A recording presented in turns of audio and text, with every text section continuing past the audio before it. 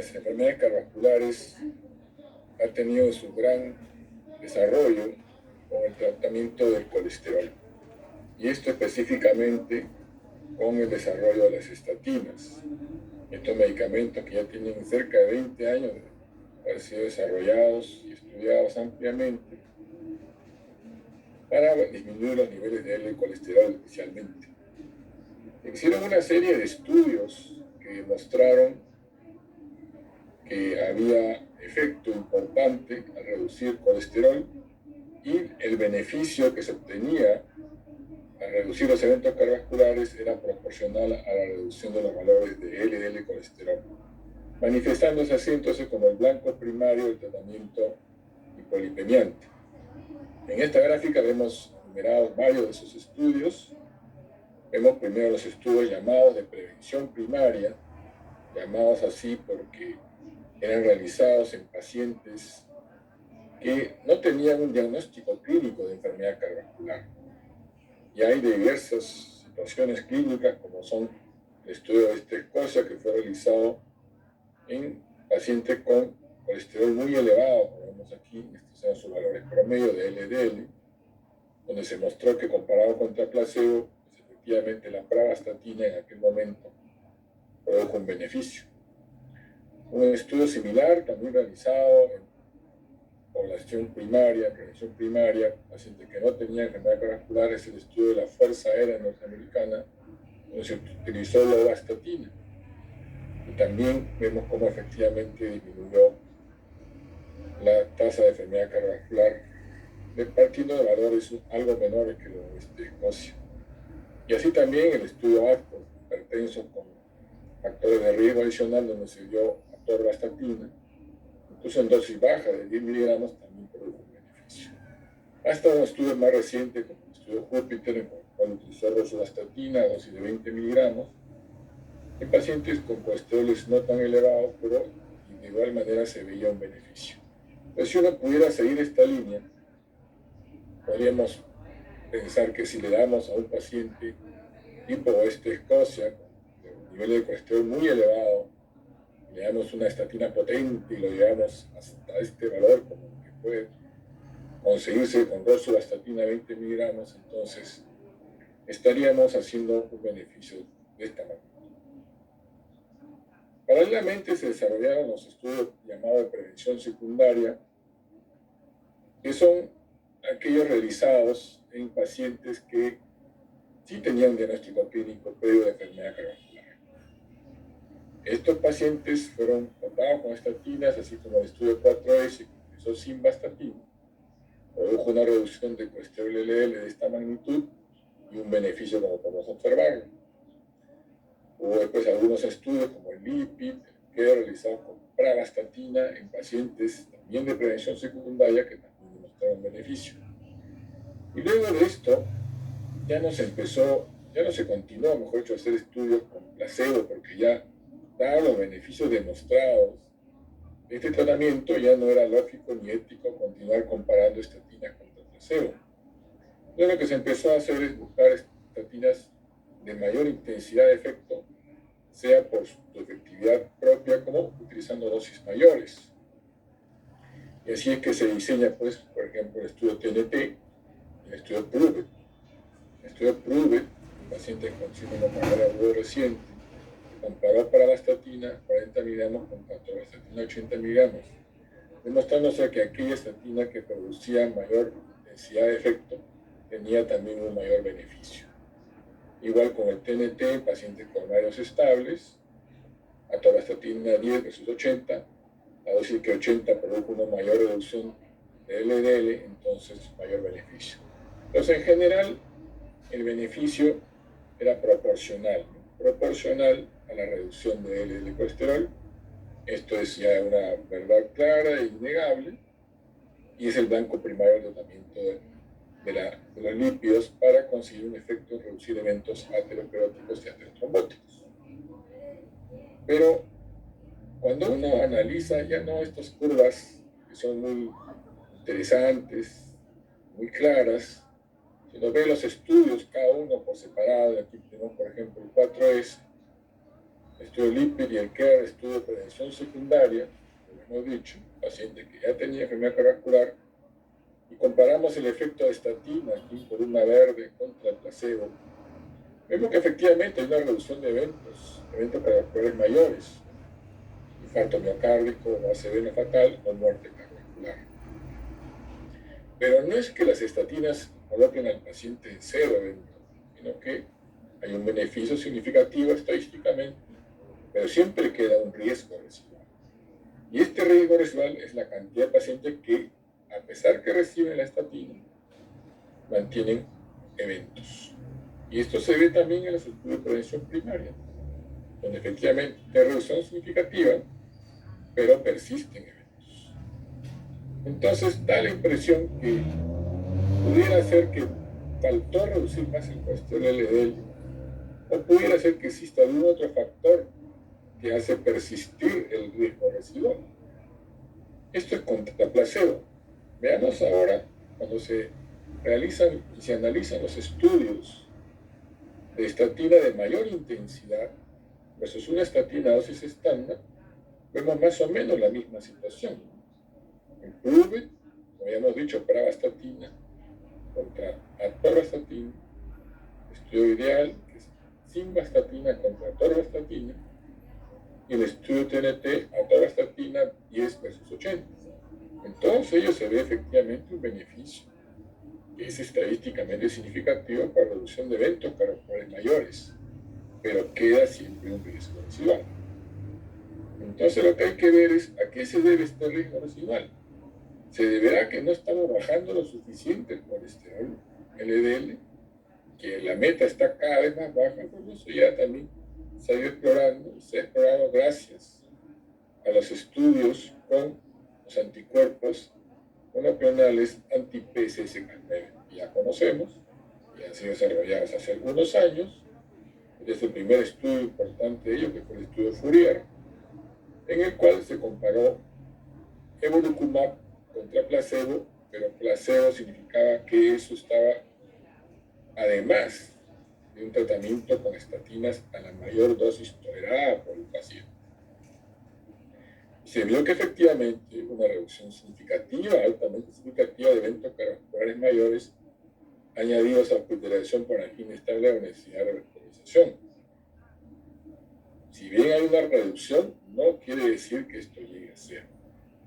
Entonces, aún llegando a niveles muy bajos de LDL colesterol, utilizando estrategias más intensas y más eficaces, adicionales a la estatina, siempre queda un riesgo residual.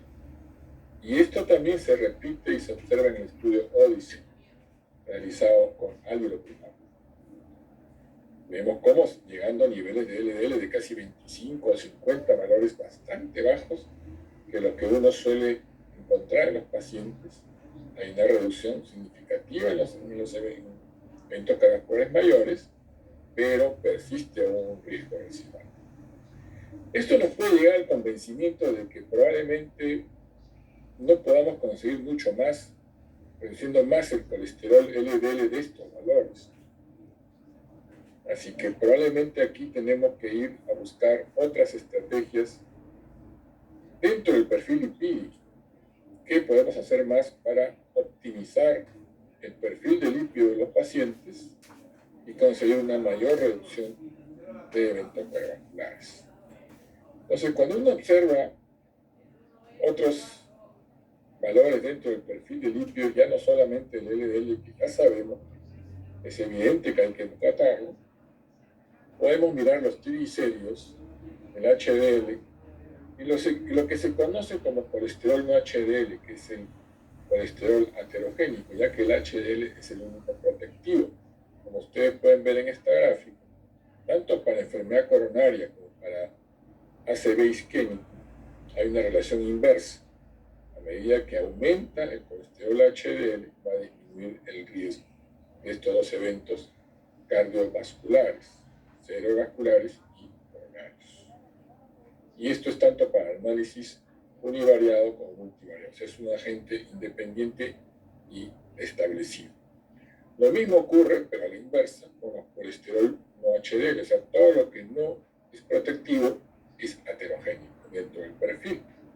Entonces hay una relación directa: cuanto mayor es el colesterol no HDL, mayor es el riesgo de eventos coronarios y de eventos cerebrovasculares. Con triglicéridos ocurre algo extraño. En análisis univariado pareciera que efectivamente lo es como un factor de riesgo, pero cuando ajustamos para otros factores, como que es el propio HDL, se pierde la relación. Entonces siempre ha quedado un poco la idea de que si es útil o no tratar los triglicéridos, si esto produce o no un beneficio para reducir los eventos cardiovasculares.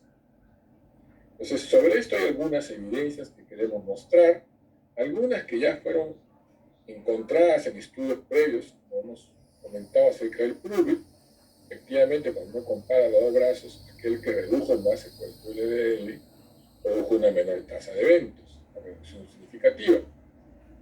Los que estaban llegando a alcanzar por debajo de 70, les fue mejor que aquellos que estuvieron por 70 o más de LDL colesterol, para reducir mortalidad, infarto miocárdico, síndrome pulmonar recurrentes, desde los 30 días y hasta más años, hasta 2 años de seguimiento. Pero observe que sé que también en aquel grupo que redujo los triglicéridos por debajo de 150, comparativamente con aquellos que se quedaron con 150 o más miligramos por decilitro de triglicéridos, también le fue mejor. Entonces, de alguna manera, reducir los triglicéridos sí produce un impacto, como se ve en este estudio, lo cual ya hizo prender un poco las alertas acerca de que podría tener alguna importancia en tratar el colesterol. Y esto se ha observado también en otros estudios. Por ejemplo, aquí tienen el estudio Miracle, que es un estudio en pacientes coronarios intervenidos con una estatina. El otro es DAL-OUTCOME, que es un estudio realizado con un inhibidor CETP, que vamos a hablar un poco después, que es un agente enzimático que traslada el colesterol y los triglicéridos entre las lipoproteínas, básicamente entre HDL y las otras lipoproteínas. Y vemos que en estos estudios, aquellos que tuvieron el perfil de triglicéridos más elevado, les fue peor que aquellos que lo tuvieron en los triglicéridos más bajos. Entonces, y esto se repite también en este otro estudio. Entonces, de alguna manera, los triglicéridos sí tienen un impacto. Tratarlos también lo tendría. Este es otro estudio, es un estudio observacional de una cohorte danesa grande, cerca de 60.000 individuos, fueron seguidos por más de 10 años, catalogados inicialmente, de acuerdo a la fecha en que fue realizado el estudio, como elegibles para estatina, y el grupo de los no elegibles. El grupo de los no elegibles, que tenían los triglicéridos elevados, hablamos de más de 264 miligramos por decilitro, tenían una tasa de eventos cardiovasculares mayores a los 70 años, más parecida a aquellos que eran elegibles para estatina, o sea, aquellos con colesterol elevado. Y es algo diferente, casi el doble, de los que no tenían triglicéridos elevados en base. Otro dato interesante que nos habla que los triglicéridos pueden tener un valor pronóstico para eventos cardiovasculares mayores en el futuro. Y de ahí podría venir justamente la importancia de tratarlos incluso precozmente. Aquí vemos la curva anterior un poco mejor. Si tomamos como un valor básico aquellos que eran elegibles para estatinas y que no tenían triglicéridos elevados, como la curva verde, tienen este riesgo, y aquellos que tenían triglicéridos elevados eran definitivamente más riesgo de infarto miocárdico, eventos cardiovasculares mayores, comparados con aquellos que no tenían triglicéridos elevados. Este es un estudio muy interesante publicado recientemente de un trabajo de investigación español.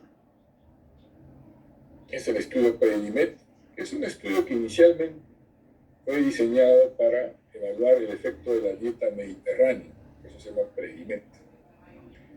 ¿Y qué impacto podría tener esto en el desarrollo de eventos ateroscleróticos en una gran población española? Pues ellos vieron que efectivamente la dieta mediterránea tiene impacto, pero también hicieron otros análisis. Y aquí lo que analizamos fue un poco cómo era el perfil de los lípidos de esta población. Y acá queremos señalar algunas cosas. Por ejemplo, el HDL tiene buena cantidad de proteínas, fosfolípidos, un poco de colesterol y muy poco triglicéridos. El LDL tiene más colesterol que el HDL y un poquito más de triglicéridos. Y luego de aquí vienen otras lipoproteínas, que son las consideradas intermedias, pero que forman parte del colesterol remanente. O sea, aquel colesterol que no es ni HDL ni LDL, y que es parte del colesterol heterogénico cuando se suma al LDL. Porque todas estas lipoproteínas, como vamos a ver, tienen el ApoB, y entonces tienen la capacidad de poder ingresar al endotelio y penetrar hacia el espacio subendotelial y acumularse ahí para dar aterosclerosis. ¿Cuáles están aquí? Está la lipoproteína de densidad intermedia, la de muy baja densidad, los kilomicrones y los remanentes. Vemos cómo el contenido de triglicéridos va incrementándose progresivamente. Y el contenido de colesterol puede ser variable. Pero si nosotros hiciéramos un promedio de estas tres lipoproteínas, probablemente tenemos una lipoproteína con mayor carga de triglicéridos y con una carga significativa de colesterol. Entonces no es despreciable que este es colesterol remanente, que tiene bastante triglicéridos, pudiera tener algún impacto en la aterosclerosis. ¿Cómo es que ocurre esto? Lo que se postula es que, como conocemos, hay un intercambio muy fluido de colesterol y triglicéridos entre las lipoproteínas que están circulando a través de enzimas, lipoproteína lipasa u otras. Acá está la famosa CETP, por ejemplo. Pero estos intercambios pues, pueden variar de acuerdo a la concentración o no de alguno de estos. Si tenemos triglicéridos elevados, probablemente vamos a tener una gran cantidad de estas lipoproteínas intermedias que vienen cargadas de triglicéridos, porque el triglicérido tiene que viajar dentro de la sangre, pues justamente en estas lipoproteínas. Entonces, de alguna forma, estos triglicéridos que están aquí representados también tienen colesterol y la posibilidad, al tener el ApoB, de producir efecto aterogénico. Entonces, los españoles hicieron un análisis de qué es lo que ocurre. Y acá ustedes pueden ya observar un poco, ¿no?, de que el grupo que fue más aterogénico fue aquel que tenía efectivamente tanto el LDL elevado como el remanente elevado, comparativamente con aquel que ambos estaban controlados, ambos estaban en las cifras ideales. Esto lo podemos desmenuzar un poco más aquí, cuando vemos la relación básicamente de triglicéridos, y que el cuartil de triglicéridos más elevado, por encima de 150 miligramos por decilitro y hasta 400 que tuvieron en promedio, tuvo prácticamente el doble de riesgo que aquel que tenía triglicéridos, por ejemplo, por debajo de 90, valores prácticamente normales. Esto también se vio para el colesterol no HDL, que habíamos comentado al inicio de la presentación, donde efectivamente este colesterol, esta cifra de colesterol representa toda la concentración de colesterol aterogénico. Efectivamente, este colesterol aterogénico, donde no solamente está el LDL, sino más está estas lipoproteínas remanentes, constituidas por las LDL, las IDL, los remanentes kilomicrones, etc., si están necesariamente elevados, como esto efectivamente tiene una buena correlación cuando se compara con aquellos que tienen cifras normales. Recuerden que el valor del colesterol no HDL que uno debe aspirar es por 30 puntos por encima del LDL meta. O sea, si para mi paciente el LDL meta es 100, el colesterol no HDL debe ser 130. Entonces, esto podríamos llamar como que es el que representa un LDL de 100. Y si estamos por encima de ello, 170, digamos, o más, vamos a tener un mayor riesgo de enfermedad cardiovascular en esta cohorte. Y también analizaron lo que es el colesterol remanente, o sea, que no es ni HDL ni LDL, formado por estas lipoproteínas, que efectivamente también se guarda la misma correlación. Cuanto más elevado, existe mayor riesgo de enfermedad cardiovascular. Entonces ya con esto se le otorga un rol fisiopatológico a los triglicéridos, porque las lipoproteínas que están contenidas, especialmente en estos remanentes, este colesterol remanente, va a tener un impacto en el desarrollo de enfermedad cardiovascular en una población claramente estudiada. Entonces, consideremos que las lipoproteínas aterogénicas no es solamente el LDL, sino está aquí el colesterol no HDL. O sea, hay que restar el valor de HDL del colesterol total. Esto es un valor importante, es práctico, porque se puede medir en estado postprandial sin mayor problema. Solamente podemos medir colesterol y HDL, total y HDL, y ya lo tenemos. Y representa la concentración de partículas que tienen el ApoB, que es el que puede adherirse al endotelio y generar el proceso aterosclerótico. Entonces, este es el colesterol aterogénico. Y la relación del colesterol aterogénico es importante conocer. Cuando nuestros triglicéridos son normales, como digamos hace un momento, 90, por ejemplo, el colesterol de triglicéridos, unos triglicéridos de 90 miligramos por decilitro, tenemos un buen HDL, tenemos nuestro LDL como mayor transportador de colesterol, y el colesterol remanente es muy poco. Pero a medida que los triglicéridos se van incrementando, va a ir creciendo la cantidad de colesterol remanente como en la columna roja, con una caída proporcional del colesterol HDL, que es lo usual. Y entonces este colesterol remanente se añade como una posibilidad aterogénica. Y ya sabemos que acá están el IDL, el LDL, el remanente de kilomicrones. Efectivamente, el remanente de kilomicrón es grande. Difícilmente va a penetrar al espacio subendothelial. Pero el remanente que ha perdido triglicéridos y va quedando con colesterol, sí podría penetrar al espacio subendothelial porque tiene receptores ApoB, y entonces el macrófago lo va a captar, lo va a detectar, y al fagocitarlo va a iniciar el proceso aterosclerótico que todos conocemos. Entonces, los triglicéridos elevados van a alterar significativamente el perfil de lípidos.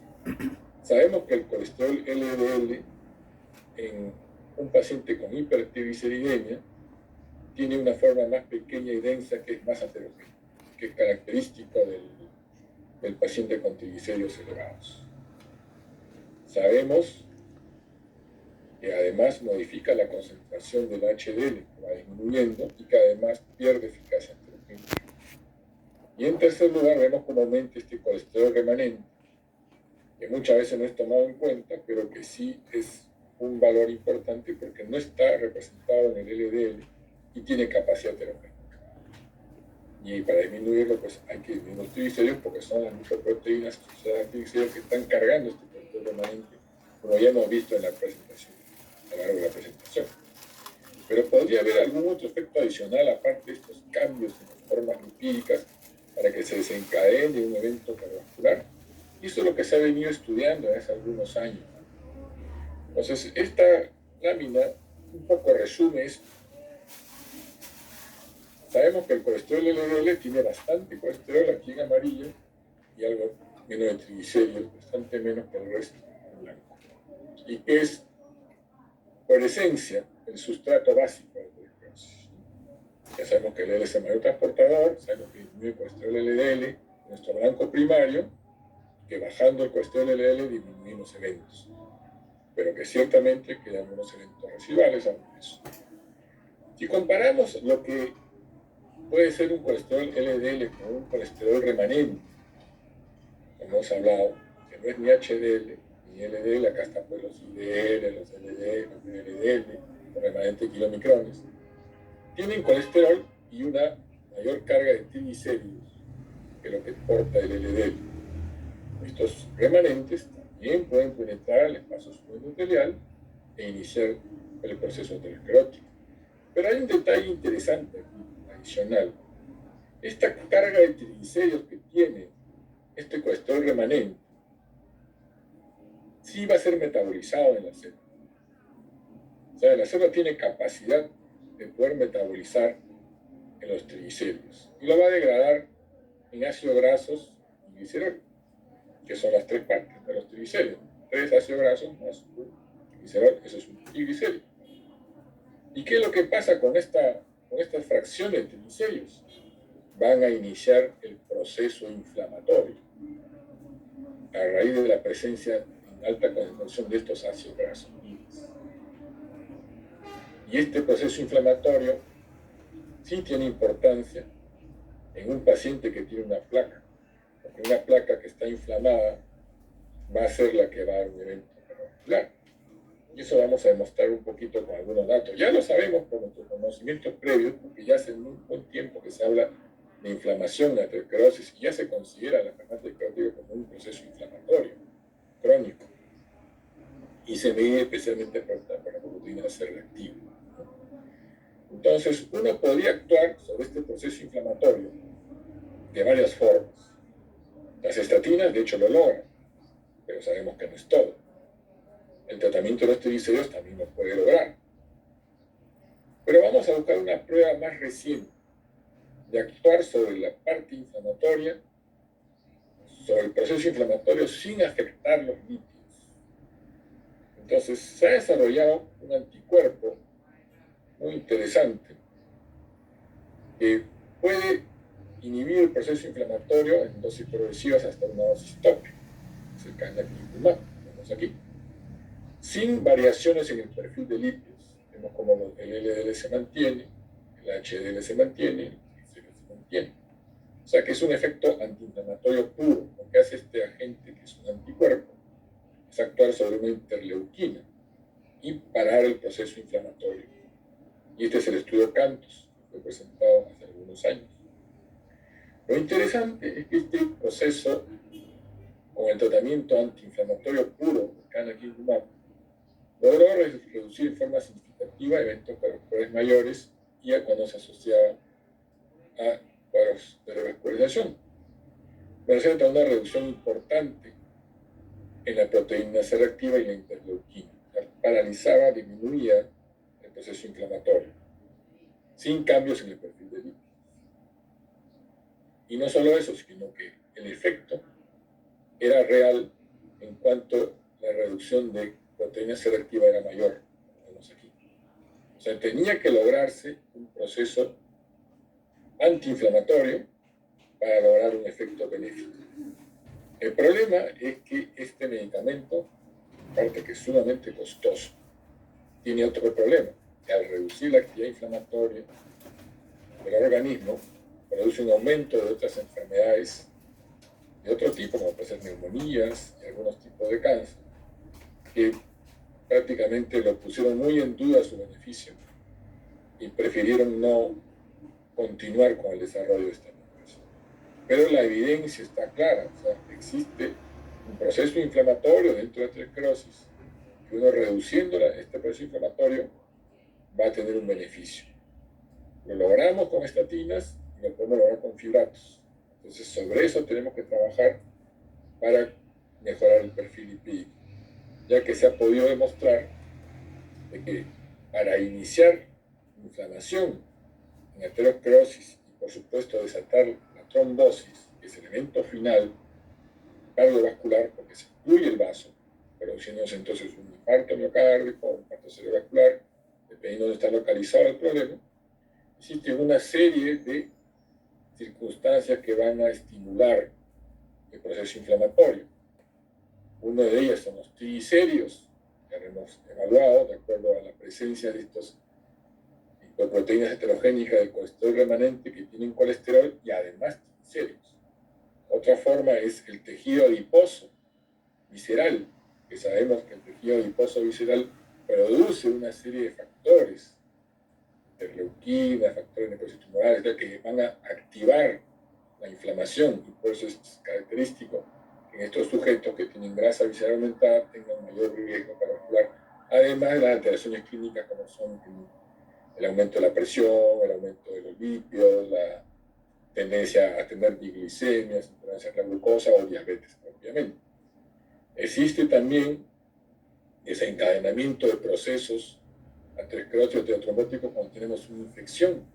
Claramente esto ocurre en neumonías, con neumococo, en infecciones como la influenza, y por eso se preconiza la vacunación como un método de prevención de eventos cardiovasculares, especialmente en aquellos pacientes con factores de riesgo, en lo que lo venimos conversando y presentando y se ha venido discutiendo en todos los eventos. Y el COVID-19 no es ajeno a esto. El COVID-19, cuando toma a un paciente con enfermedad cardiovascular previa y hace una forma severa, bueno, la hace mucho más severa, con gran fatalidad, como hemos podido observar. Y algunas otras cosas pueden ser, por ejemplo, algunos problemas hematopoyéticos crónicos, como puede ser un proceso leucémicos o linfomas, que también pueden desencadenar todo esto. Entonces, hay un dato adicional, pues, lo que significa el manejo de triglicéridos, y hay algunas evidencias en ese sentido. Y quizás la mejor evidencia que podemos tener hasta el momento es un metaanálisis de pacientes tratados con triglicéridos, algunos con estatinas y otros sin estatinas. Bueno, los estudios hechos en la época preestatínica, cuando no existían las estatinas, en los años 90, 80, del siglo pasado, son por ejemplo el estudio de Helsinki y el estudio de veteranos, donde se utilizó fibratos y se produjo una reducción significativa de los eventos cardiovasculares. Ya en la época estatínica, estudios como el ACO o el FIL también lo demuestran, pero en aquel subgrupo de pacientes que justamente tienen los triglicéridos elevados, por encima de 200, y un HDL bajo, que es lo que acompaña a este problema. En aquellos subgrupos donde no tenían este perfil, que se conoce como dislipidemia heterogénica, el efecto es menos claro. Entonces, los fibratos pueden reducir eventos cardiovasculares en pacientes con dislipidemia heterogénica adicionalmente a una estatina incluso. Entonces, esto se propone como una forma de optimizar el perfil en un paciente de riesgo elevado para alcanzar una reducción de los eventos cardiovasculares con base a toda la disquisición fisiopatológica que hemos presentado a lo largo de esta noche. Para concluir, ya empezamos con un conversatorio acerca de las preguntas, podemos decir entonces que existe un riesgo cardiovascular en los pacientes con riesgo cardiovascular o porque ya han tenido un evento, aquellos que tienen prevención primaria y secundaria. Si los tratamos con estatinas, siempre va a quedar un riesgo residual, aun cuando hagamos un tratamiento muy enérgico. Y hablando de pacientes de prevención secundaria, aun cuando alcancemos niveles muy bajos de LDL de colesterol, siempre va a quedar un pequeño riesgo residual, de repente no tan pequeño, pero queda.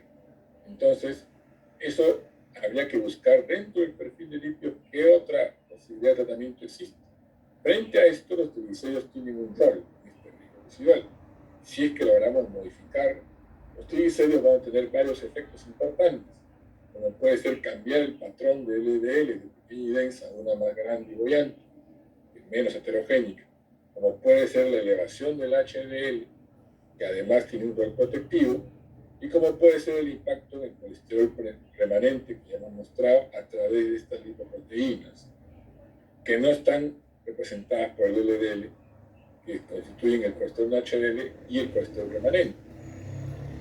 Este tratamiento además sabemos que puede tener efectos antiinflamatorios, porque los triglicéridos pueden desencadenar la inflamación dentro del paciente que tiene ya una aterosclerosis establecida. Entonces, esta dislipidemia heterogénica, triglicéridos elevados, colesterol HDL disminuido, LDL pequeña y densa, podría ser la clara indicación, como vimos en el metaanálisis, de la adición de un fibrato a un tratamiento con estatinas para optimizar el perfil y de esta manera conseguir un mejor efecto en reducción de los eventos cardiovasculares. Muchas gracias.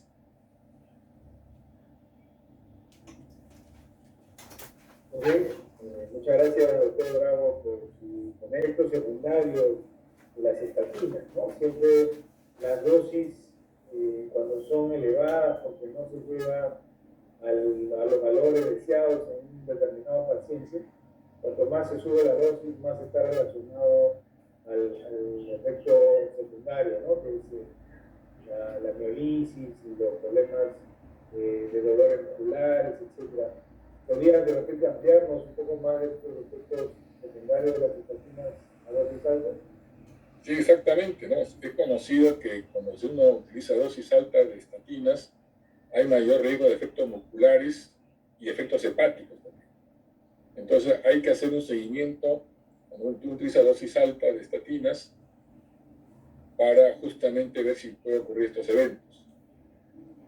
Si ocurre una radiomiolisis o una gran elevación de creatinina como quinasa que ya no está haciendo pensar que el paciente puede llegar a eso, lo que hay que hacer es suspender inmediatamente la estatina, dar un plazo de unos 2 o 4 semanas y luego reiniciar gradualmente. Otra opción sería reiniciar con una combinación. Ya existen a disposición de nosotros combinación de estatinas con ezetimiba que tienen un efecto muy intenso en reducción de LDL, pero con menores dosis y puede uno alcanzar metas con mayor seguridad. Entonces, en todo paciente que está tratándose con estatinas hay que vigilar. Si bien es cierto, las guías tratan de sugerir de que solamente hagamos los primeros meses y después ya no es necesario porque realmente no lo va a ver, yo diría que sí es una práctica conveniente hacer un seguimiento, porque a veces estos efectos se dan cuando uno está combinando ciertos medicamentos que pueden potenciar el efecto de las estatinas, estos efectos adversos, como puede ser el uso de antimicóticos de tipo azole, como puede ser el uso de algunos antirretrovirales, como puede ser el uso de algunos antibióticos macrólidos, por ejemplo. Y si el paciente, por ejemplo, desarrollara hipotiroidismo, que es una eventualidad que puede ocurrir, también el paciente se vuelve más sensible a las estatinas. Y otra situación que también hay que evaluar es la función renal, ya que si bien es cierto hay eliminación de estatinas por vía hepática, también existe una importante eliminación por vía renal. Entonces tenemos que estar atentos en todo paciente cómo anda su función renal, si no hay posibilidades de desarrollo de hipotiroidismo, y el uso concomitante de alguna medicación, incluso amiodarona, está claramente descrita como probablemente producir toxicidad por simvastatina cuando se usa dosis altas. Entonces el uso concomitante de medicación también debe ser evaluado y es una posibilidad utilizar la estatina en combinación para justamente evitar la necesidad de recurrir a dosis altas. Con fibratos, ahí lo que hay que tener cuidado es que utilizar el fibrato que tenga mejor evidencia al asociarse a estatina de seguridad, y de ellos el que tiene mejor evidencia es fenofibrato. Con genfirosil, por ejemplo, lamentablemente está prohibido juntar una estatina porque la evidencia es que se eleva notoriamente la concentración de estatina, dando una gran posibilidad de eventos adversos. Entonces, no asociar para nada con genfirosil. El mejor fibrato para asociarse con estatina es el fenofibrato. Muy bien, doctor. Muchas gracias. Aquí el doctor Tony Tello me hace la siguiente pregunta. Si es recomendable usar la combinación de estatinas con fibrato en combinación de dosis fija o un solo comprimido, pregunta, ¿no? En pacientes con factores de riesgo o que ya tengan una dislipidemia establecida. Yo diría que sí, o sea, uno puede entrar de varias formas, puede enfocar de varias formas, ¿no? Uno recibe un paciente, le hace un perfil de lípidos y entonces va a evaluar cómo está. Si tenemos una elevación de triglicéridos muy marcada, ya los valores de LDL no son calculados. Recuerden que el análisis de perfil de lípidos se hace de la siguiente forma: se dosa colesterol total, se dosa HDL, se dosa triglicéridos y el LDL se calcula con la fórmula de Friedman. Esta fórmula pierde su valor cuando los triglicéridos son muy elevados, por encima de 400. Ya no es válida. Si tenemos un paciente con triglicéridos muy elevados, lo primero que habría que hacer es darle un fibrato, 1 o 2 meses, por supuesto, acompañarlo de dieta. Hacer un nuevo perfil con todos los márgenes de seguridad también, de PK y transaminases, y ver cómo ha quedado. Si nuestro LDL no está en la meta para el paciente y hay que disminuirlo, ahí se puede asociar una estatina con fibra. Y una opción es utilizar una combinación dosifica, porque eso facilita las cosas. Así como la hipertensión, actualmente se recomienda combinaciones fijas para lograr una mejor adherencia. De igual manera, si contamos una combinación de dosis fija de una estatina con un fibrato, podemos utilizarla. Por ejemplo, este sería un buen ejemplo.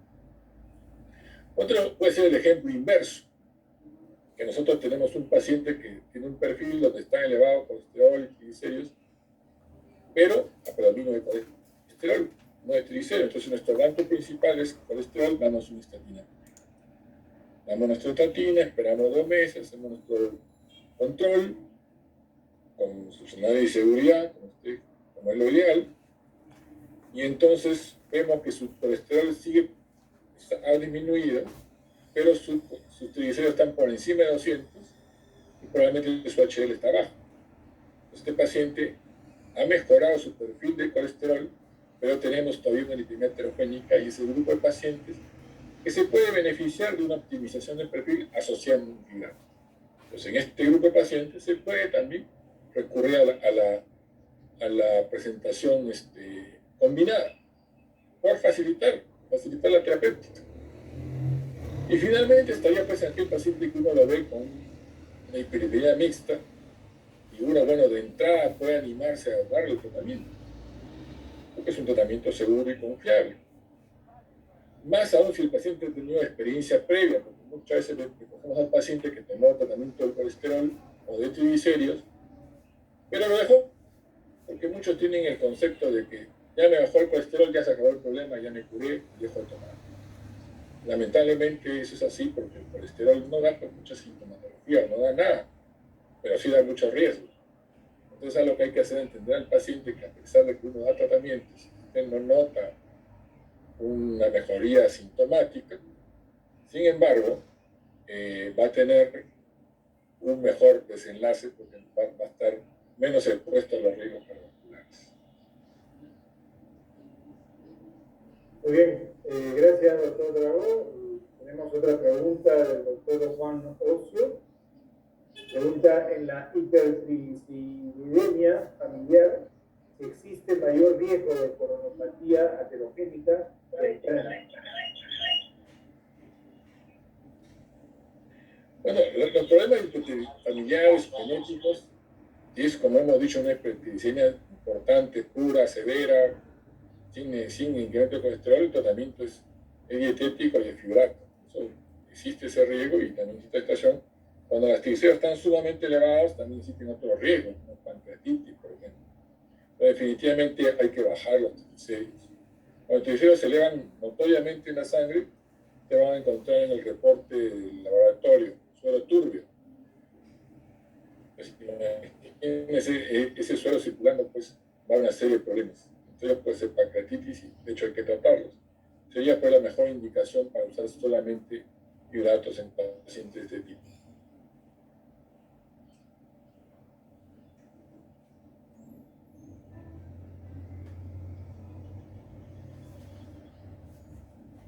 No sé si hay más preguntas o todavía no.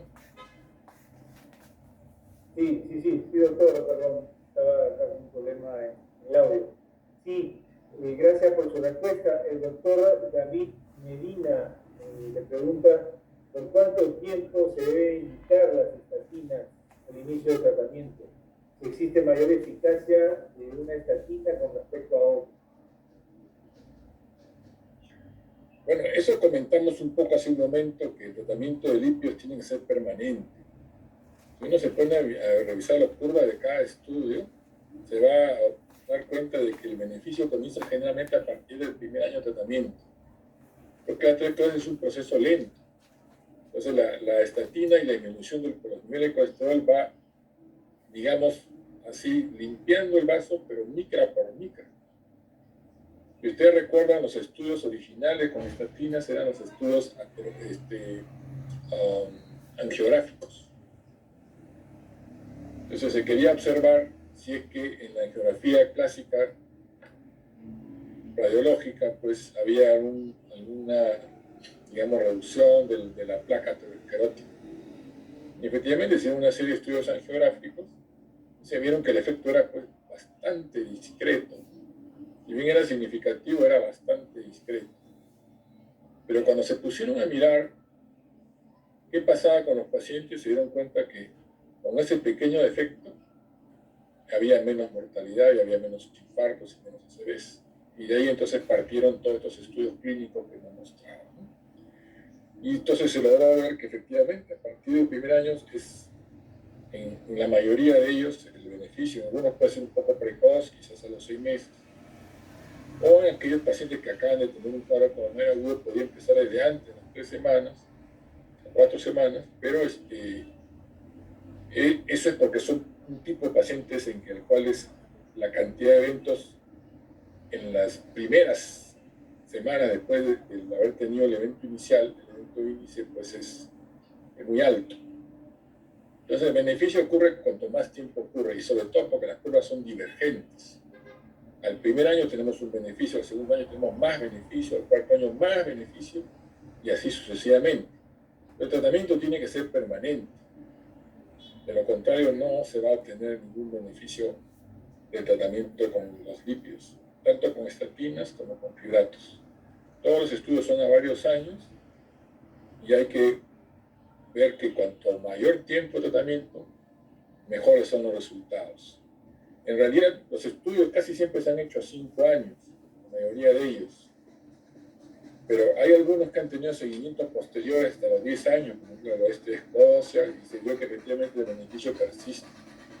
Así que cuanto más tiempo traten a su paciente, mejor.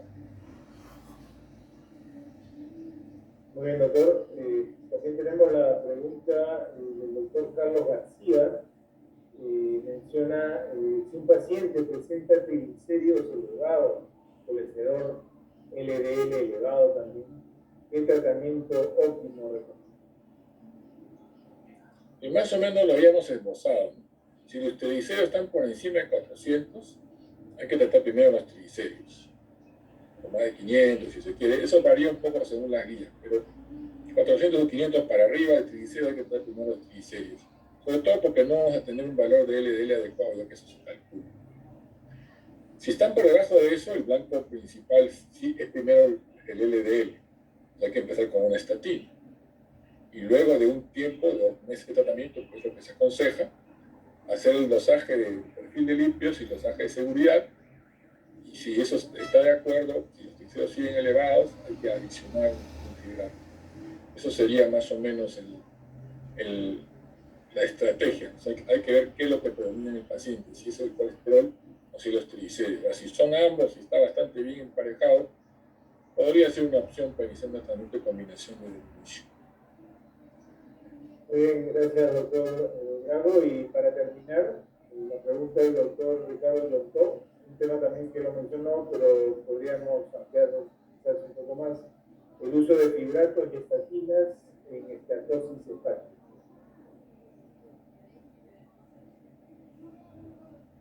La recomendación antes de iniciar un tratamiento antilípidos es ver cómo está el hígado, ya que ahí actúan principalmente las estatinas. Recuerden que todas nuestras células fabrican un poco de colesterol, pero el único órgano que fabrica y reparte por la circulación es el hígado. Y el hígado regresa el colesterol para que el colesterol sea eliminado y metabolizado por la circulación enterohepática. Gran parte pues, va a la bilis y luego se puede regresar, ¿no? Dependiendo de cómo están sus receptores. Entonces, acá lo que hay que decidir es que antes de empezar el tratamiento, el hígado debe estar en condiciones aceptables, por lo menos. Lo ideal es que esté bien, que sus transaminasas sean normales. Quizás las transaminasas sean la forma más práctica de saber cómo está el hígado. Hay otras formas de evaluar el hígado, pero la transaminasa es la que ha quedado como el estándar para uno iniciar o detener o modificar el tratamiento con estatinas y con hipolipemiantes en general. Si las transaminasas están normales, uno puede iniciar el tratamiento sin problema, tenga o no tenga estatosis hepática. Pero si están elevadas, Hay que ver hasta qué punto están. Si están elevadas más de 3 veces el valor superior normal, hay que descartar que el paciente no está haciendo un proceso inflamatorio hepático significativo. Necesitamos, si nuestras amenazas normales son hasta 40, si están en 120 o más, tenemos que hacer una evaluación por el gastroenterólogo, que nos diga qué pasa con nuestro paciente. Si están en valores intermedios, uno tendría quizás un poco pensar en la historia clínica, preguntarle al paciente cuáles son sus hábitos, si es obeso, si es gordito, si tiene obesidad o sobrepeso, probablemente tenga pues, esteatosis hepática.